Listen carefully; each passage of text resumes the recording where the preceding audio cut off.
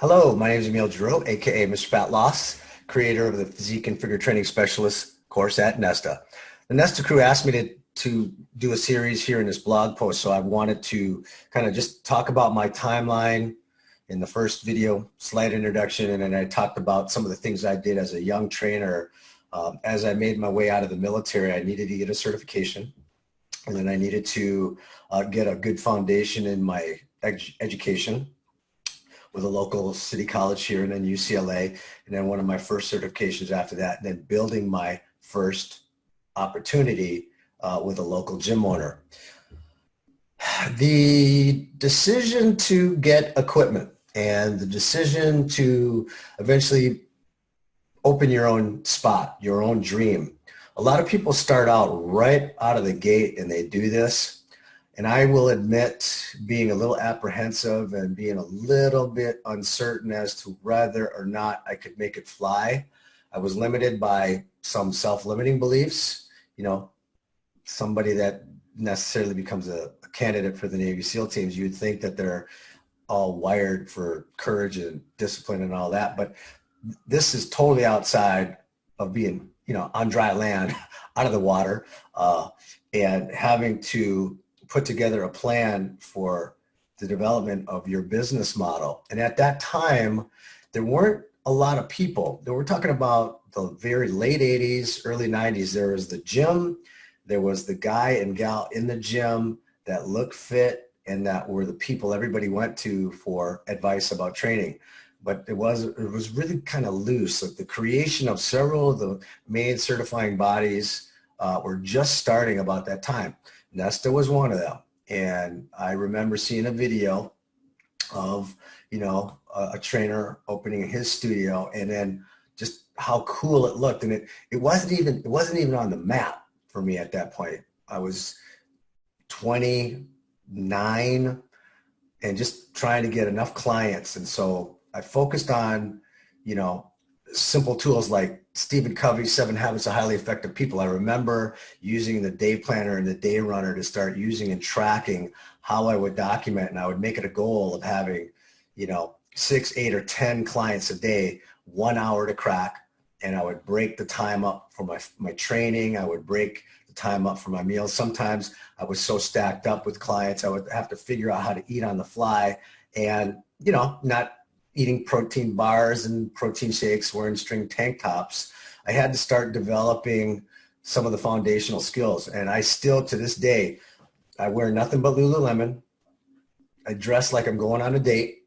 When I go to the gym, I'm not, like I just finished, there was a time period where, and I had to learn this hard way, just after I finished my high intensity interval cardio, I would go see a client with just sweat everywhere in a string tank top and wearing hot skins and the whole bit. So I had to understand that what I was representing for myself as a personal trainer at that time, with not only my education, but my professionalism with things like my entire documentation process, my consultation, my sales ability, my scripted sales.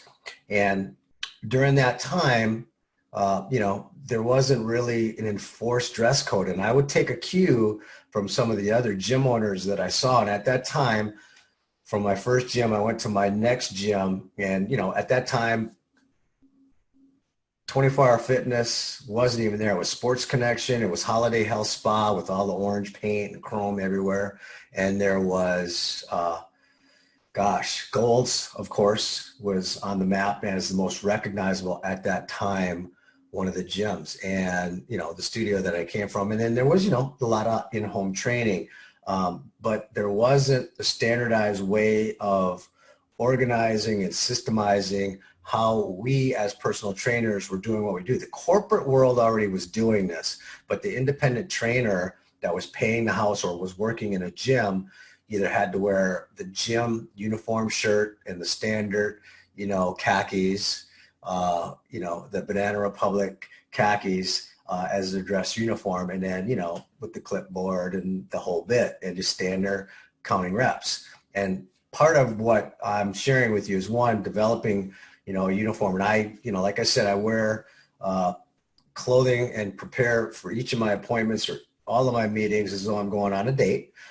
so that when I go to the gym, I represent myself well. If you are going to command a higher fee structure, it's probably a really good idea to demonstrate all the levels of professionalism that you can with your language, maybe try to minimize your cussing. If that's not you, I might throw out, I'm ex-military, so I might throw out a couple of F-bombs here and there, but the ability to present yourself well to the market of people that you want to attract.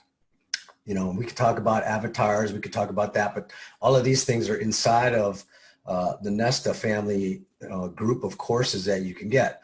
I will say that dressing professional and doing what's called a presentation, packaging and positioning of you as your product and your philosophy goes a long way into the future. So these are things that I thought about as a young guy in my 20s moving into my 30s. At 30, I took the next step. And this is where the importance of having good credit, importance of kind of thinking about the next step. And I had seen someone in the industry who already had a studio, and I was like trying to figure out what I was going to do. I knew I needed to go to a gym, and I figured being in a gym would be the best way for me to build experience, make my bones, establish a client base. I'll talk about the next step in the next video, so these aren't too long, so that we can cover a lot of territory.